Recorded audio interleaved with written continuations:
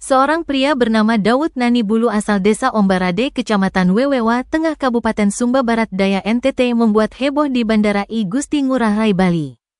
Daud diamankan petugas keamanan pada Rabu, tanggal 1 Januari tahun 2025, karena kedapatan membawa 37 butir peluru yang disembunyikan di dalam kotak permen Mentos.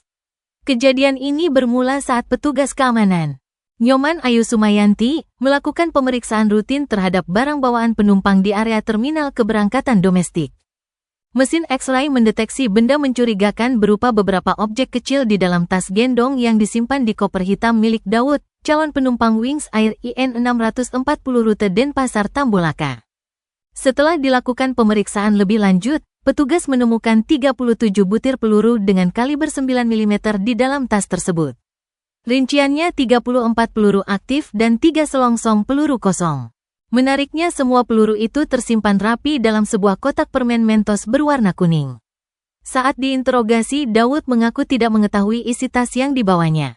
Ia menyebut bahwa tas tersebut adalah milik Robinson Patalidi, kerabatnya yang telah meninggal dunia akibat kecelakaan pada tanggal 30 Oktober tahun 2024. Daud mengatakan dirinya hanya membantu membawa tas tersebut untuk mengantar jenazah Robinson ke Tambolaka bersama keluarga lainnya. Hal menarik lainnya, Bella yang disebut sebagai adik almarhum dan pemilik tas tersebut juga mengaku tidak mengetahui bahwa tas itu berisi peluru. Bahkan Bella menggunakan boarding pass milik Daud untuk menitipkan tas tersebut ke dalam koper. Daud kini diamankan di Polres kawasan Bandara I Gusti Ngurah Rai untuk pemeriksaan lebih lanjut. Kasus ini tengah ditangani oleh pihak berwenang.